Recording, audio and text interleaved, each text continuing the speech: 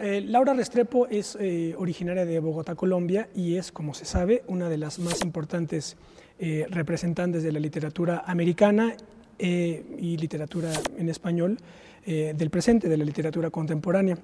Pero además, Laura, como buena americana y como mujer de su tiempo, es esa clase de personas o esa clase de americanas cuya vida es ininteligible al margen de la política, de la militancia y sobre todo en estos tiempos, sobre todo a partir de la segunda mitad del siglo XX, es ininteligible al margen de la idea de revolución. Ahora voy a explicar.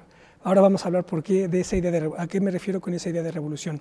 Ella es nuestra invitada de hoy y vamos a conocer en la siguiente hora sus evocaciones. Quédese con nosotros, esto es Plaza de Armas.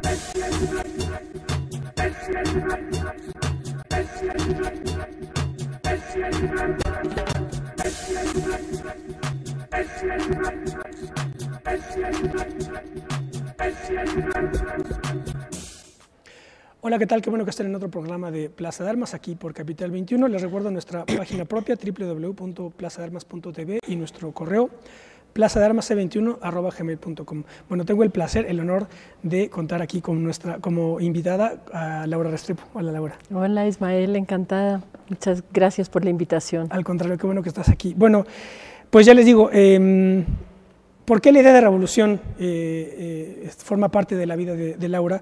Porque por su formación ideológica y su militancia es imposible no tener dentro de tus coordenadas la idea de revolución. Ahora nos explicará un poquitín de qué militancia se trata, de qué formación se trata.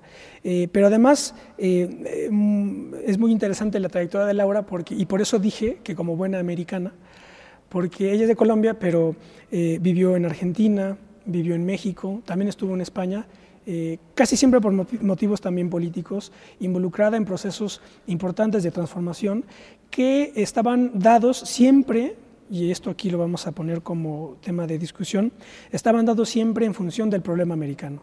Y el problema americano, una de sus más complejas, singulares y dramáticas manifestaciones es Colombia. Que digamos que ahora sí que Colombia se cuece aparte porque en otros programas, y ya con esto damos inicio a la charla ahora, en otros programas que he organizado he planteado dos perspectivas para tratar la cuestión americana. Una, sobre todo el siglo XX. Por un lado, las grandes formaciones ideológicas que sobre todo tuvieron lugar en la primera mitad del siglo XX, y entonces ahí yo destacaba cardenismo, peronismo y varguismo, más o menos, ¿verdad? Y la otra manera de ver el asunto es en función de grandes procesos revolucionarios. Revolución mexicana, revolución cubana y en estos momentos revolución bolivariana, que son procesos que están moviendo cosas, generando odios y adhesiones, pero es una manera de interpretar el siglo XX. Pero Colombia no tiene, por ejemplo, una tradición ideológica como puede ser el cardenismo, ni tampoco tiene una revolución como, por ejemplo, pudo haber sido la mexicana o la cubana. ¿Cómo podemos entender entonces el siglo XX colombiano? Yo creo que hay muchas señales en Colombia que ayudarían a entender el panorama, no solo americano, Ismael, sino mundial. Lo que pasa es que no se mira. Yo tengo la sensación de que Colombia es una especie de laboratorio donde se están cocinando fórmulas para el futuro que habría que mirar, que habría que estudiar. Primero, eso se ha convertido como en una tierra de nadie. Es decir, si algo me evoca a mí mi país es un poco una cosa como postatómica del fin del mundo, bueno, porque el nivel de matanza ha llegado a tal punto. Y yo creo que desvertebramiento de las instituciones, colapso de la democracia, bajo, y esto también muy contemporáneo, la imagen de que todo va bien, ¿cierto? Vamos mejor, estamos mejor, la democracia funciona y está arreglando problemas gigantescos como el del narcotráfico. Me parece que hace a esa democracia deshecha de nuestro tiempo el tener una apariencia de que funciona. Sí. La apariencia se vuelve fundamental.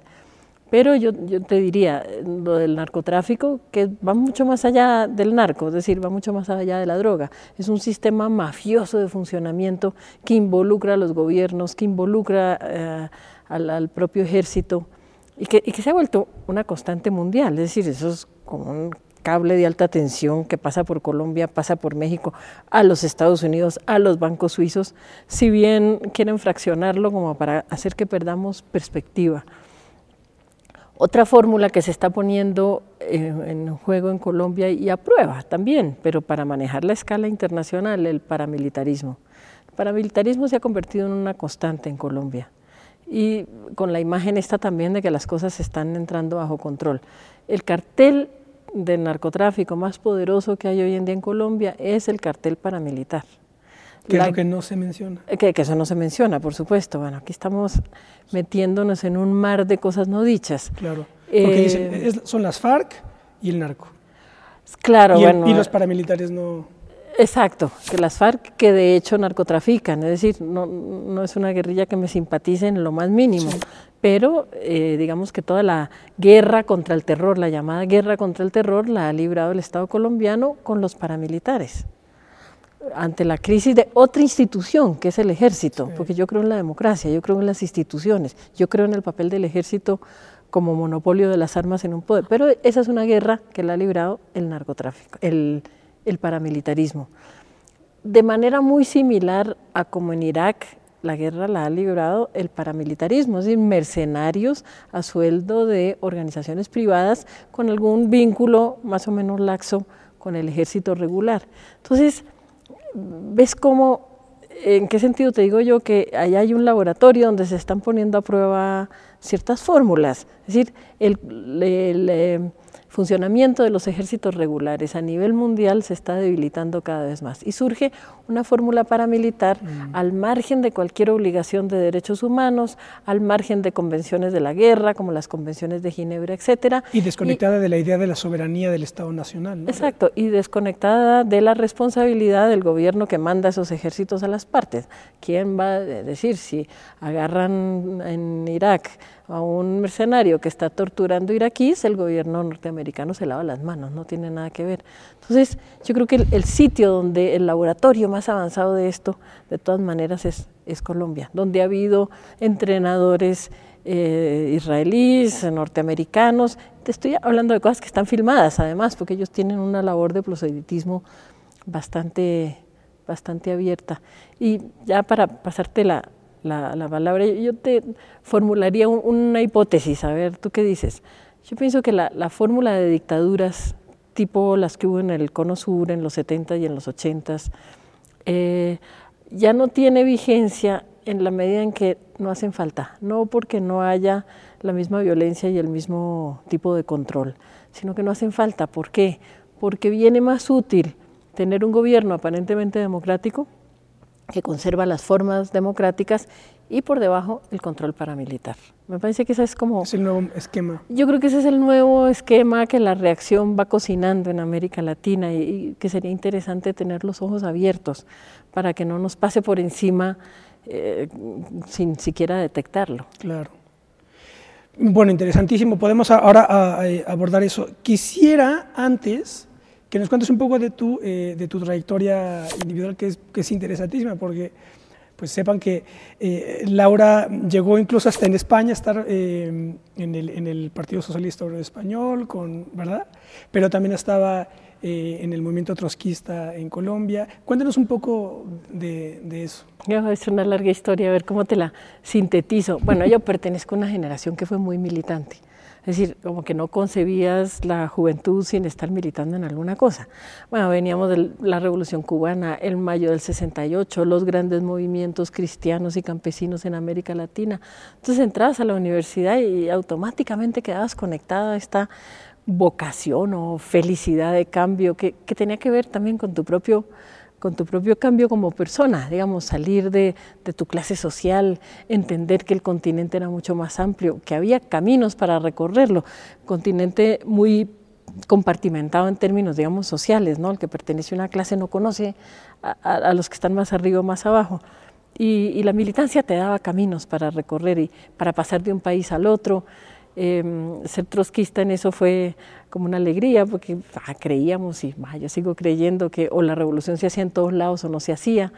así que nos sentíamos con derecho y también como con la obligación, ¿no?, de pasar fronteras y de involucrarnos en los problemas de los pueblos hermanos. Así que así empezó. Ni siquiera te diría yo que fue una decisión, sino que era como una ola que te llevaba hacia allá. La pasábamos muy felices, siempre como situaciones de riesgo, pero era como parte de ese carnaval, ¿no? Por un lado muy colorido, y como en todo carnaval, la muerte siempre ahí latente y presente, y que casi se volvía como una... la forma de apuntalar tu juventud, ¿no? Una cosa la torera, así, de estar siempre retando situaciones límites. En Colombia yo me vinculé al trotskismo, hacíamos trabajo de barrio, teníamos la consigna de la proletarización, muy válida y al mismo tiempo como payasa, porque éramos pues niñitos burgueses o de clase media, ahí jugando a meternos en fábricas y en los barrios obreros, pero de todas maneras maravilloso en cuanto que era como la conquista de un territorio que antes nos era vedado, desconocido, ignorado. Oye, y de lecturas, por ejemplo, además de las evidentes trotskistas y marxistas de latinoamericanos, ¿quiénes eran? Me imagino Mariátegui era... Bueno, desde luego Mariátegui, pero es que fíjate que también hay un fenómeno muy interesante para esos años de universidad, y es que de pronto sucede este milagro que es el boom, porque yo creo que no hay otro término para ponerle que un milagro.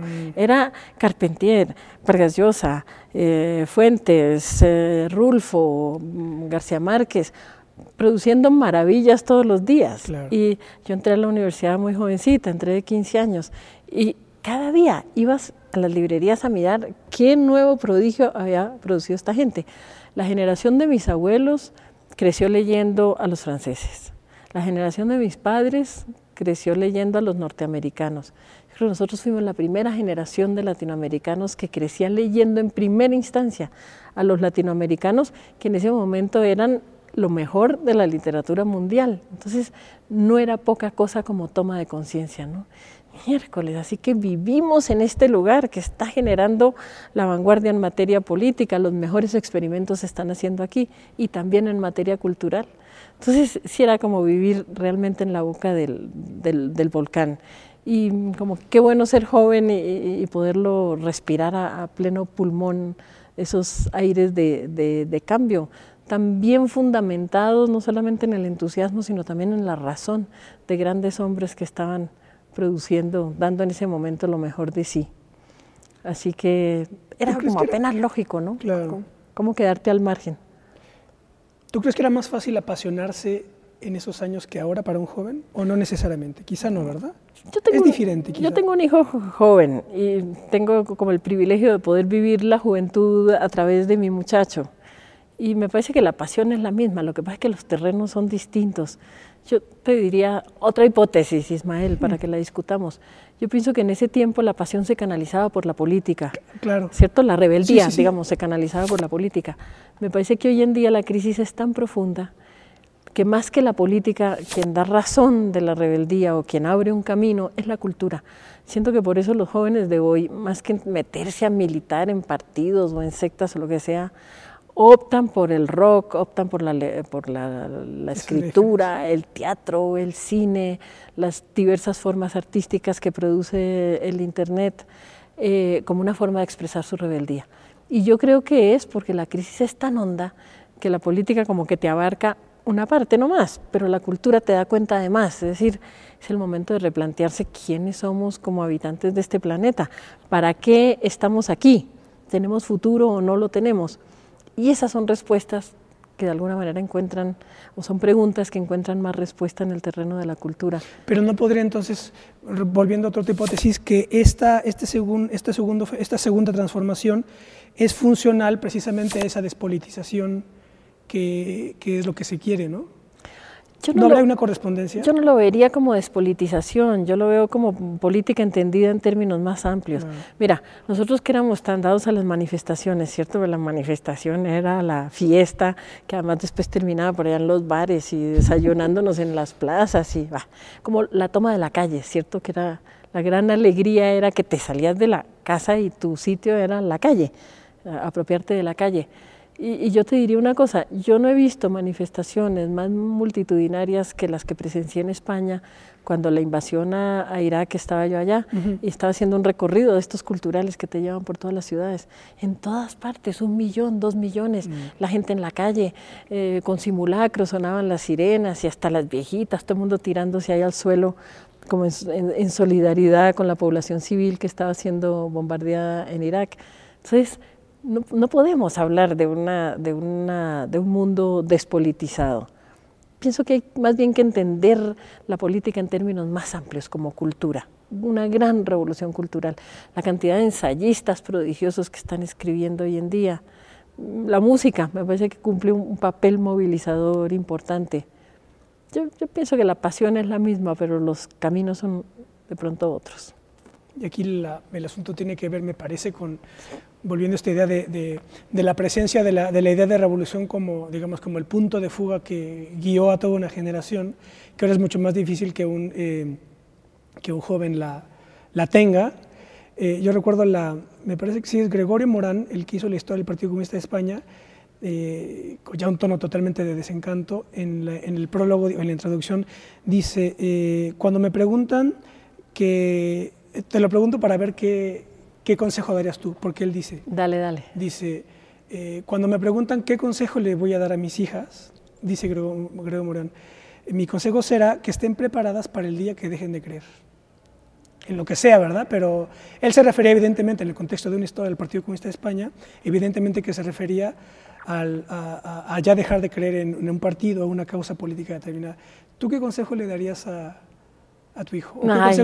Tomo consejos de él hoy en día. él es el joven y es su cuarto de hora y no el mío, así que es más bien al revés. Pero fíjate que, y perdón por la cuña, pero de todas maneras ser trotskista sí era una buena vacuna contra la desilusión. Y te voy a decir por qué. Porque quienes militaban en el Partido Comunista, y mi compañero fue un militante comunista y se reivindica como tal, y yo les tengo enorme respeto, pero sí tenían el problema del estalinismo, es decir, ellos sí militaban en una corriente que tenían por detrás un tirano de mucho cuidado, y sí sus partidos llegaron al atolladero de tremendos escenarios de represión, de silenciamiento de los intelectuales, de bloquear la libertad, es decir, llegaron a expresiones partiendo como de lo contrario, de pronto estaban en el callejón sin salida de unas situaciones totalmente no humanas e indeseables. Trotsky, como personaje, que yo admiro mucho, tenía la característica de que era antiimperialista, antifascista, pero además era antiestalinista. Entonces, como que no hubo en esos partidos trotskistas algunos interesantes, muchos sectarios, pero el elemento de la ilusión con el papel de la Unión Soviética o la ilusión con el papel de los partidos comunistas no lo hubo. Es decir, digamos que nosotros nacíamos desencantados desde el principio y que el desencanto no era obstáculo para tratar uno de dar su pelea. Claro. O sea, tenemos una vacuna contra el desencanto. ¿Por qué? De pronto porque el primer desencantado había sido el propio pensador al cual seguíamos. Es decir, el gran enemigo de Stalin había sido... Los curaba ya de desencantos. Ya, claro, ya entradas en la militancia curado de espanto. Ya no había... Y sin embargo se creía que de todas maneras había enormes perspectivas para un cambio político. Entonces, ¿cómo hablarte de descreimientos y... Bueno, descreídos quienes en algún momento creyeron que esa era una fórmula viable. Nosotros claro. Ya entramos a la política sabiendo que esa no era, que ese no era el sueño de Marx y de Engels, que eso no era lo que había planeado Lenin, que eso había salido por un lado, por una ironía tremenda del destino, eso había salido por un camino muy torcido y había llegado precisamente a las antípodas de lo que se pretendía. Entonces, bueno, ahí seguimos con nuestro entusiasmo. No hemos podido hacer gran cosa porque, como te digo, los trotskos somos muy sectarios. Nos peleamos y nos peleamos entre nosotros y, bueno, de pronto por cierto afán principista, que a mí no me parece mal, ¿cierto? Pero claro. Eso nos lleva pues a unas peloteras que hace que todo se nos disuelva. Pero sigo pensando que Trotsky sí se ubicó como en un cruce de caminos que sigue teniendo una enorme vigencia. ¿Qué pasó con el Partido Comunista Colombiano? ¿Existe hoy o ya no? El Partido Comunista Colombiano existe y desde luego dan una pelea. ¿Existe hoy con registro? Sí, sí existe, muy minoritario, claro, pero existe. Y de alguna manera las FARC salen del Partido Comunista Colombiano. Porque aquí no, aquí el PCM se diluye, en fin, todo eso se trasvasa al PRD. Entonces, el hecho de que exista todavía como con registro, bueno. Bueno, un partido comunista colombiano, digamos, muy a la europea, es decir, ¿no? Ya muy pasado por un esquema más socialdemócrata. Yo creo que, sin embargo, las FARC son las que reivindican la tradición estalinista. Las FARC que aparecen como un enigma para el mundo, ¿no? Porque para la gente de izquierda dice, ¿por qué son medio malos estos que parece ser que están de nuestro lado? Y para la derecha, evidentemente, pues monstruosos. Yo creo que la única manera de entender a las FARC es comprendiendo que son estalinistas. Es decir, ellos mantienen esos patrones autoritarios absolutamente rígidos, militaristas, donde lo político queda en último lugar, machistas, que los ha llevado a hacer una guerrilla, a mi manera de ver, bien detestable. Pero claro, ellos conservan, de pronto es como el último bastión del estalinismo en nuestras tierras. Vamos a hacer un corte. Estamos conversando con Laura Restrepo, no se vayan.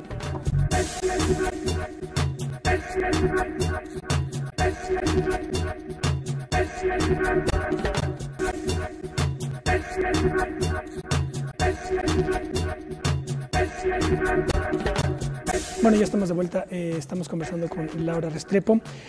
Llevamos un primer bloque hablando fundamentalmente de política, pero también Laura acaba de publicar por Alfaguara La multitud errante, y ahora hablaremos un poquitín de ello. Ella es también premio Alfaguara 2004. En fin, también vamos a hablar de literatura. Ya lo hicimos un poco cuando hablamos del boom y de las grandes influencias literarias. Tú estuviste en varias ocasiones en México residiendo. Cuéntanos un poco. Pero te puedo hacer una pregunta yo antes. ¿Cuántos años tienes tú, Ismael? Yo tengo 35. Bueno, eres un chiquito, porque es que me extraña, porque normalmente con la gente de tu edad uno habla en términos muy distintos, pero tú pareces recoger toda una tradición de pensamiento y de acción que no corresponde tanto a tu generación. ¿De dónde te viene?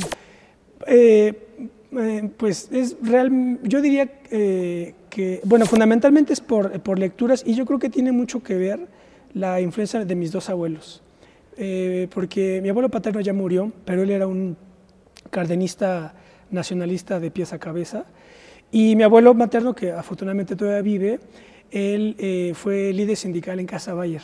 Con razón. Y entonces siempre hablaba de política, pero como que tengo esa idea de la política que a ellos les tocó hacer. Entonces mi abuelo materno me hablaba del Lombardo Toledano y de José Vasconcelos. Y entonces empecé a leer la obra de José Vasconcelos, y Vasconcelos apasiona en un u otro sentido a quien lo lee.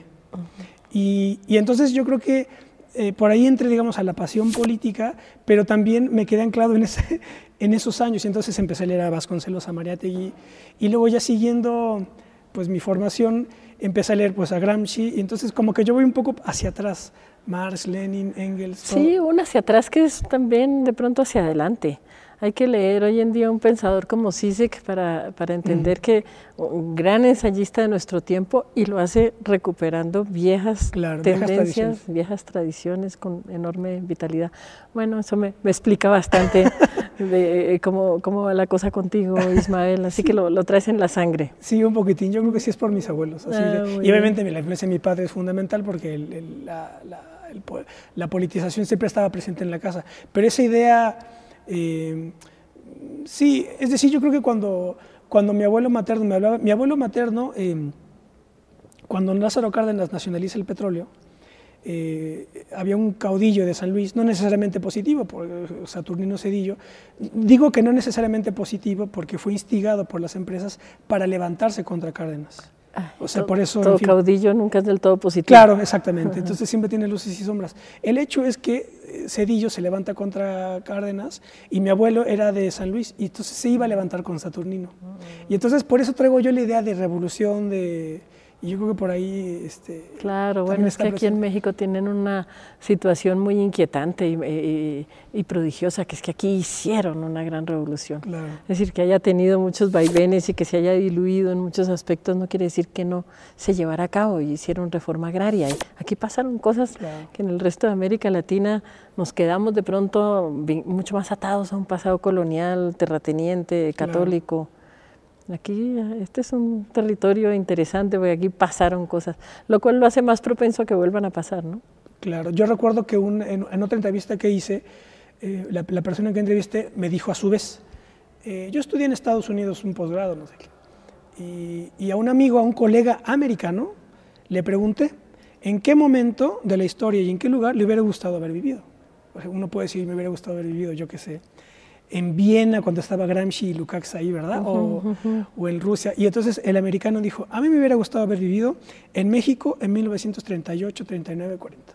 Porque ahí México estaba enfrentándose con Estados Unidos, tenía a un gran líder dirigiendo al país, una clase intelectual de distintas tendencias, pero de altura, eran gigantes todos, porque claro, tú tienes a Cárdenas y a Vasconcelos como el gran antagonista, como el agua y el aceite, pero los dos eran grandes, ese es el asunto, ¿no? Claro. Y aunque tú estés con uno o con otro, o con los dos a la vez, generan un polo de tensión donde las cosas suceden. Que es imposible no deslumbrarte. Eso abre un escenario. Pues fíjate que hay una anécdota, volviendo a Trotsky con respecto a Cárdenas, una anécdota que habla mucho de lo que era México en ese tiempo y de lo que de todas maneras el México actual hereda, que es, bueno, cuando Trotsky lo persigue el estalinismo, no puede entrar en ninguna parte del mundo, es decir, le cierran las puertas por todos lados, porque está siendo acusado de criminal por el estalinismo. Y de pronto un país que yo creo que él jamás se imaginó, que es México, le dice, vente para acá. Y se viene para acá. Y eso genera una polémica mundial enorme, porque era como recibir, bueno, como a una persona satanizada, como el que más. Y llega acá y de hecho aquí le dan asilo. Y entonces le preguntan a Cárdenas que por qué hizo semejante cosa. Dice, ¿por qué le da asilo a Trotsky? Y dice, yo le di asilo a Trotsky no porque crean sus ideas, sino porque creo en mis ideas. Me parece una frase preciosa, ¿no? Que te sintetiza todo eso que tiene México de mentalidad abierta, de acoger, de respetar, por respetarse a sí mismo y por respetar su liberalismo y su amor por la democracia, respeta las ideas ajenas. No, claro, y eso implica que según las ideas que tengas te permite medirte con otros, ¿verdad? Si tienes ideas pequeñas, pues con esos te mides. Exacto. Pero cuando tú tienes grandes ideas, te mides con los grandes. Sí, que vengan aquí, que me suelten a los pesos pesados, que aquí también. Eso es, buenísimo. Y volviendo a la... dato, no lo tenía yo. Fíjate que es muy linda la anécdota. Sí. Y tiene que ver con lo que me preguntabas, cómo llegó acá en México. Ya había venido, digamos, de paseo con mis padres y tal, pero la primera llegada así en forma viene por lo mismo, porque yo tengo actividades políticas en Colombia, la cosa se pone color de hormiga y hay atentados y cosas y yo tengo que salir. Y salgo con la primera oleada de exiliados de colombianos que venimos a México. Yo llegué en un avión donde la única que no estaba herida era yo, pero venían todos heridos y aquí nos recibieron con ambulancias en el aeropuerto, además para llevar a la gente Era cuando Belisario Betancur, el presidente Belisario Betancur, en los 80s abrió el primer proceso de negociación y de paz con la guerrilla, en ese momento el M-19 en Colombia. Y se abre este esplendoroso proceso de paz lleno de contenidos democráticos, con discusión popular muy amplia, que luego se cierran las puertas en las narices de todos los que participan, termina en un baño de sangre aterrador, con la muerte de la mayoría de los guerrilleros que entregaron las armas, terminaron muertos.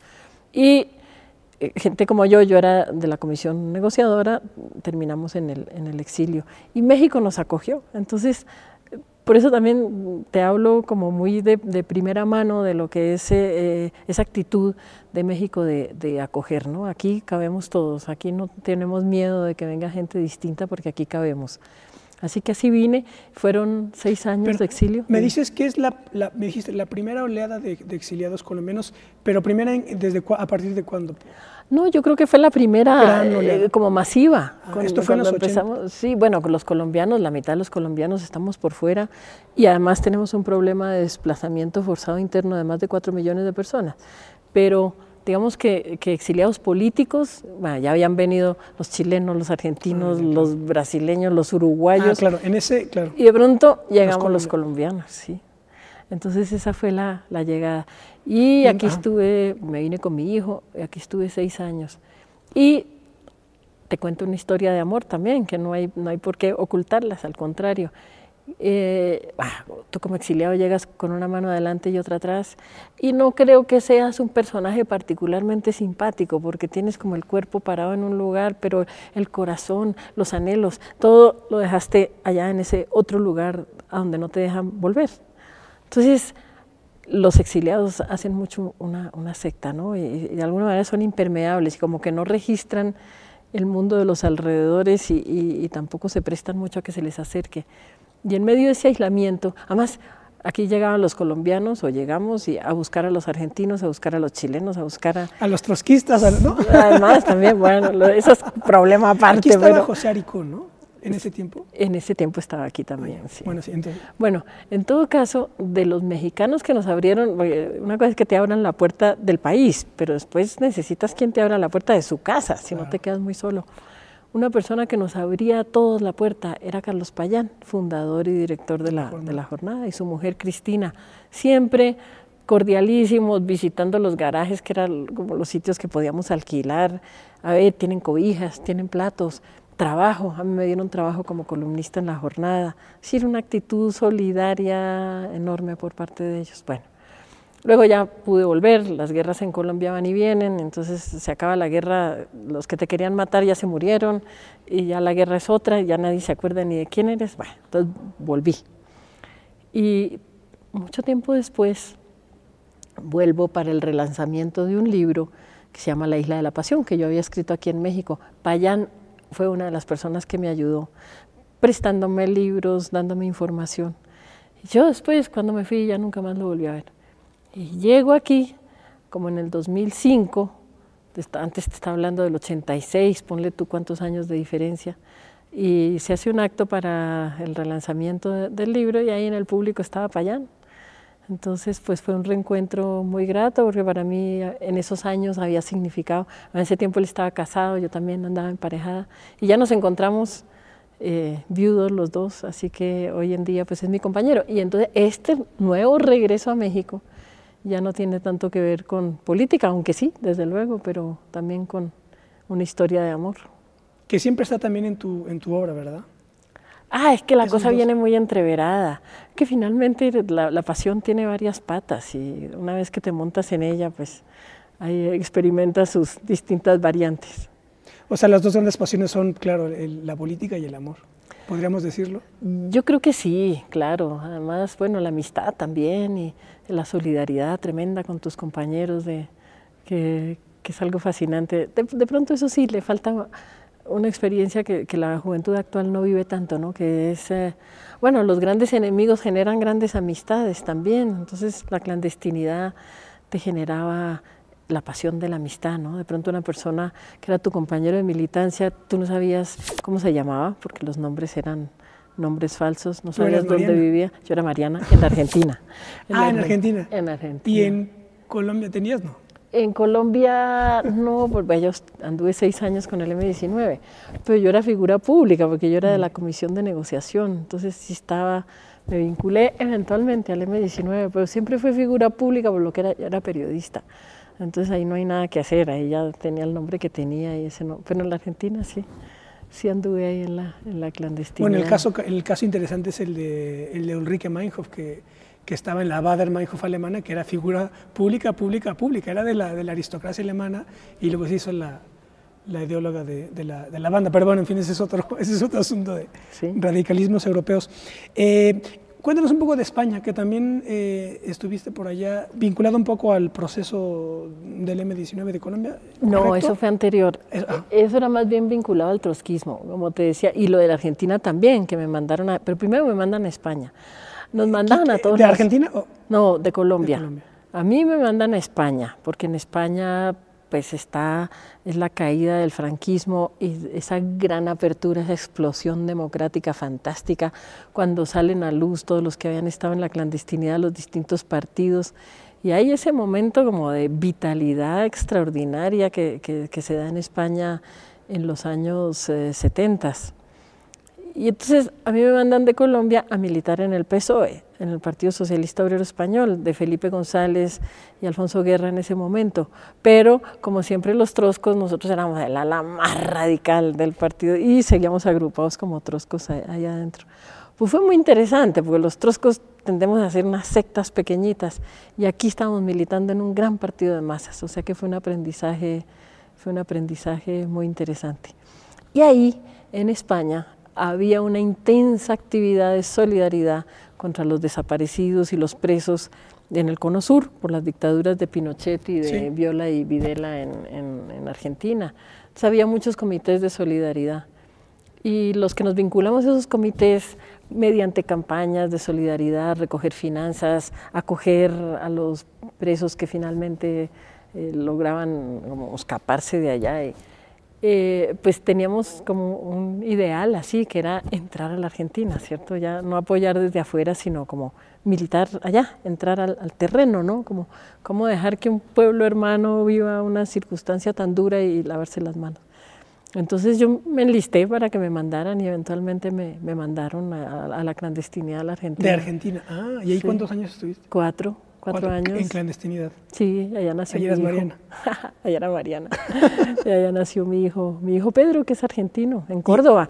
A mí me mandaron a un sitio muy bravo, me mandaron a Córdoba. Donde claro, que de Córdoba, es que Córdoba es genial porque ahí fue pues, la reforma universitaria del 18 claro, y además de ahí surge el grupo de Arico.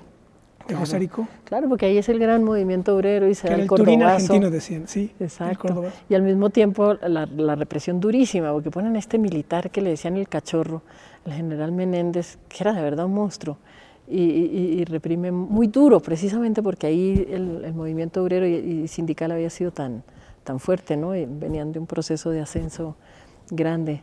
Entonces mi hijo es cordobés, por esa razón, en medio de toda esta muerte que teníamos alrededor. Yo creo que a mi compañero de entonces y a mí nos entró una necesidad muy grande de tener un hijo, como una forma de afianzar la vida, de ir a contracorriente, claro, ¿no? De no dejarte siendo tan permanente apabullar. La muerte.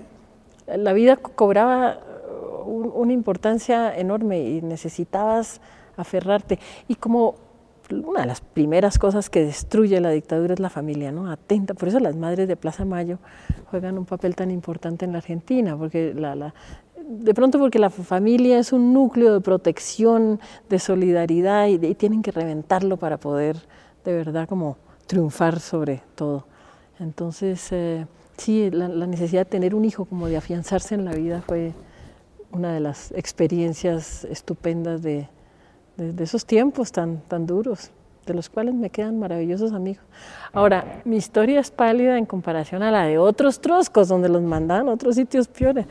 Tengo compañeros que los mandaban a hacer trotskismo clandestino en la Unión Soviética. Esa sí es una historia que alguna vez ellos tendrán, ellos y ellas, porque también había muchas mujeres en el movimiento, que tendrán que contar a colombianas, Bolivia, argentinas. Sí, pues sí, éramos de todos lados, españoles, gente que mandaban españoles que iban a parar a las zonas mineras a Bolivia.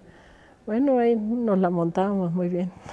¿Cómo, ahora antes de entrar a grabar, te hablaba de estas, el director de cine colombiano, cuyo nombre no puedo recordar, pero que te comenté que me recordaba a Patricio Guzmán, el documentalista chileno, y que te decía que yo identifico, y es lo que me impresiona de Patricio Guzmán, ese sosiego tan particular que tiene de alguien que ya como que es como los estoicos, ¿verdad? Que están en imperturbabilidad del alma, ¿verdad? Porque ya viene de vuelta de casi de todo. ¿Cómo lograr ese sosiego cuando, es decir, tú eres una mujer que manifiesta mucha tranquilidad y mucha vitalidad? ¿Cómo lograrlo después de haber vivido periodos tan complicados, periodos tan aciagos, digamos?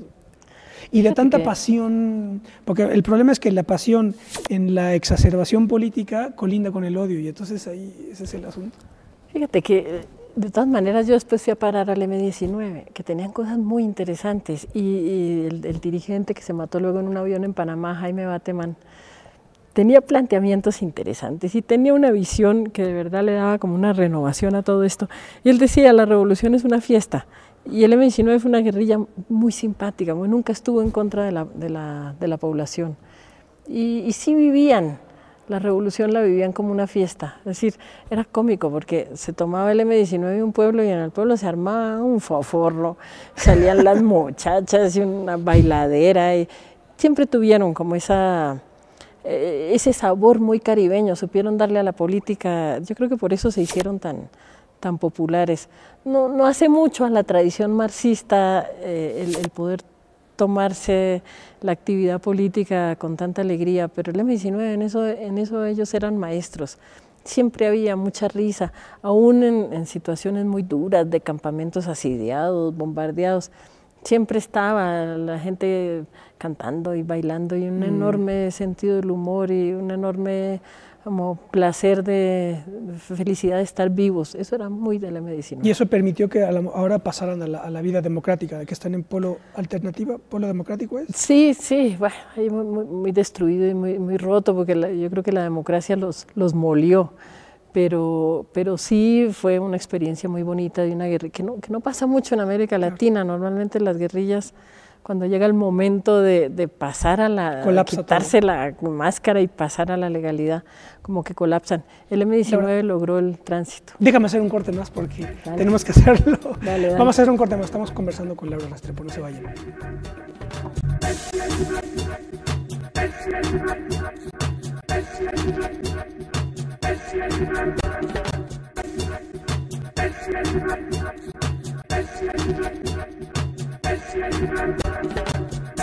Bueno, ya estamos de vuelta, estamos conociendo las fantásticas evocaciones de Laura Restrepo y ahora tenemos que hablar un poquitín de su obra porque ya se nos está yendo el programa hablando de la vida y de la política, pero cuéntanos un poco de esta última publicación.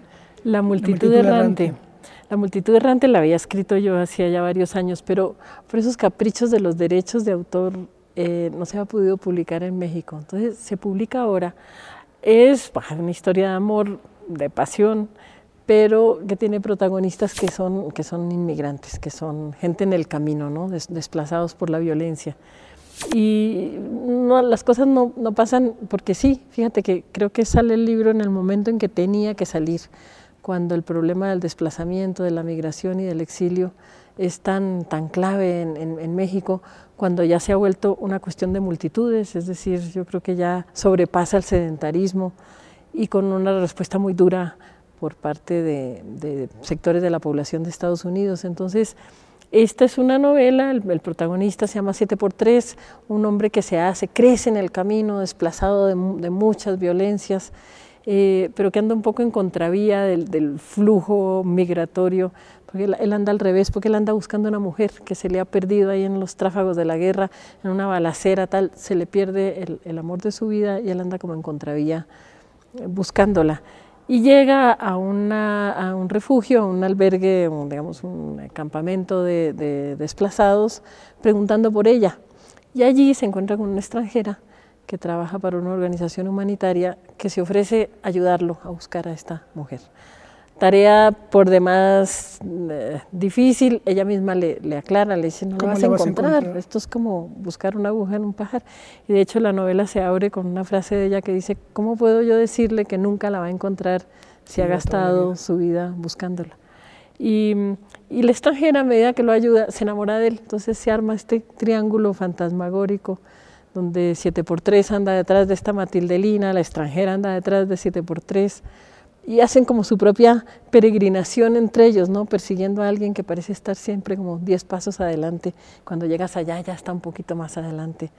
Entonces esta es La multitud errante, un pequeñito homenaje a todos los que están en el camino, a los que creen que la vida se debe buscar donde quiera que esté, que tienen la audacia de pasar fronteras, que tienen la honestidad de no creer en las fronteras, y que los sitios son de quien se los tome, de quien pueda trabajar en ellos, de quien lleve la cultura. Como creo que la base del libro es como la convicción de que el desplazamiento forzado por el hambre o por la violencia es desde luego un drama humanitario, pero también es un acto fundacional. un poco también, bueno, tu vida también está marcada por ese ir y venir de distintos lugares y de tener que dejar el hogar, ¿no?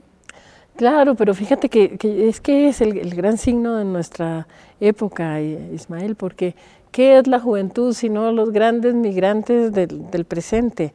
Sí, de pronto no por situaciones de violencia o lo que sea, pero sí por buscar la vida donde la vida esté.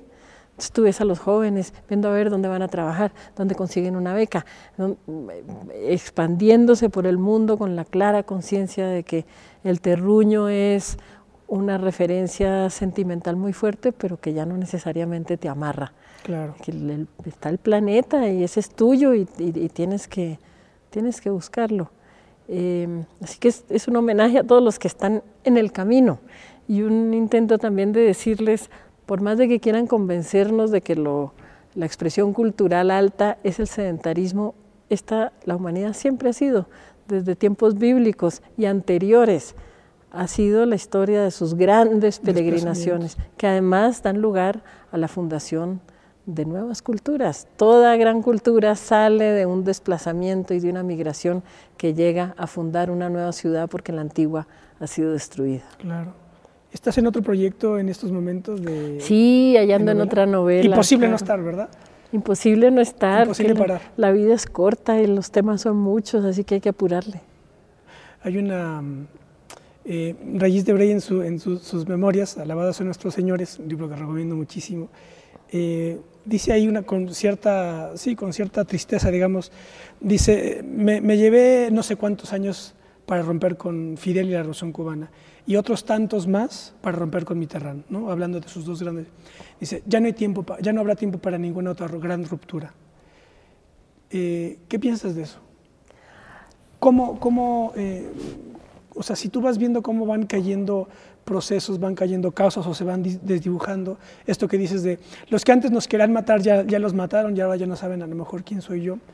¿Cómo volver a encontrar asideros para poder, digamos... Yo pienso que la maravilla de estos tiempos es que el asidero es la falta de asidero.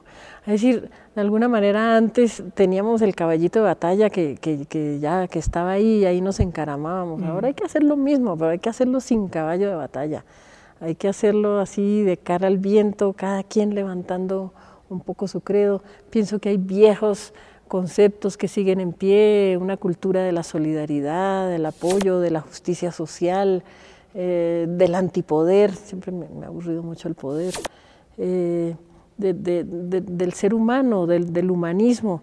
Eso sigue en pie, de pronto ya sin cánones que te allanen el camino. Pues yo veo en cada rockero, en cada teatrero, en cada persona que hace su trabajo con honestidad y trata de sacar adelante la vida en los términos más humanos posibles, yo veo toda una necesidad de replantearse la existencia, de pronto con más libertad. Yo siento esta época mucho más libre. De todas maneras, eso que hacíamos nosotros tenía como las limitaciones del canon, que son fuertes, ¿ah?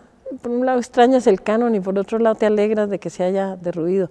Entonces Fidel hizo una revolución que fue espléndida, que después fue entrando ahí en los engranajes de un deterioro serio. Pero bueno, nada es para siempre, también es pretencioso pretender que la historia genera fenómenos y luego los va dejando atrás. De todas maneras, yo siento que Cuba sigue siendo nuestro mejor sueño. El gran sueño americano. Sueño, ¿ah? Al decir sueño quiere decir que no, el sueño y la realidad no son lo mismo, claro, pero sí. Cuba sigue siendo nuestro mejor sueño. ¿Harías tuya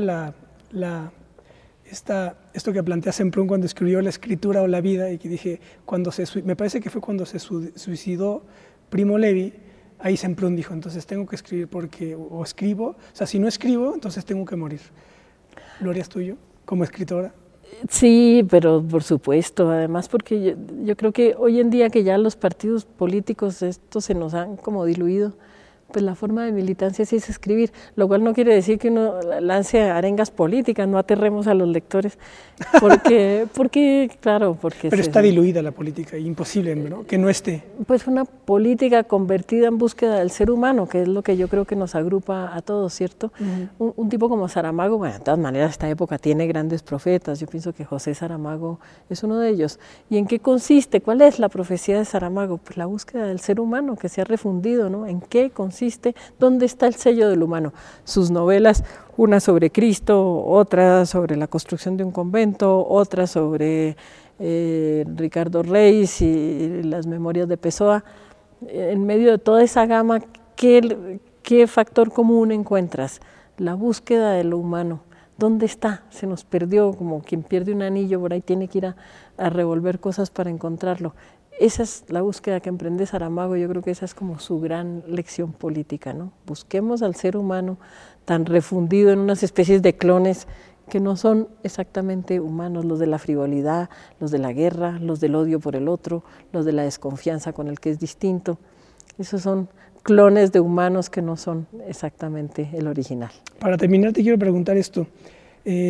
Tú, tu vida la pasaste recorriendo distintas latitudes y saliste de Colombia. La paso, chico, no me jubiles. Claro, claro. No, pero lo que quiero decir es esto. ¿En tu horizonte está volver a Colombia? Sí, siempre definitiva. Vuelves. De manera definitiva, yo en ningún lado. No menciones esa palabra definitivo. Nada hay definitivo. Pero volver, sí, todos los años voy varias veces y tengo allá mi familia y claro, siempre habrá que volver. Pero siempre habrá que irse también, afortunadamente, de Colombia y de todos lados. Irse también es bueno y importante. Es importante irse también. Lo bueno es que yo digo esto, que como somos tantos que hablamos español, es muy fácil estar en casa en cualquier lado, ¿no te parece? No, pues ese es el gran privilegio que tenemos. Imagínate, más de 400 millones de personas con quienes te comunicas como si los hubieras conocido desde chiquitos, porque el idioma no son solo un grupo de palabras, es una manera de sentir la culpa, de sentir la alegría, de apropiarte de la realidad. No, ese es nuestro gran privilegio. ¿Tú te imaginas que escribir hoy en francés, que es una lengua que tiene un acervo tan poderoso? Hoy en día escribir en francés es escribir para un grupo relativamente pequeño de personas. Sí. Los que escribimos en español y que sea una invitación a todos los jóvenes que quieren escribir a que lo hagan. Es de verdad entrar en un universo enorme, lleno de posibilidades, con una industria editorial tan fuerte como la que solo puede tener una lengua tan expandida y con tanta tradición. Te agradezco muchísimo que hayas estado aquí. A ti, Ismael, encantada. Bueno, muy bien, pues estas fueron las evocaciones de Laura Restrepo, La multitud errante de Alfaguara, no dejen de leerlo, y además toda la obra de Laura, que es espléndida. Nos vemos la próxima, hasta pronto.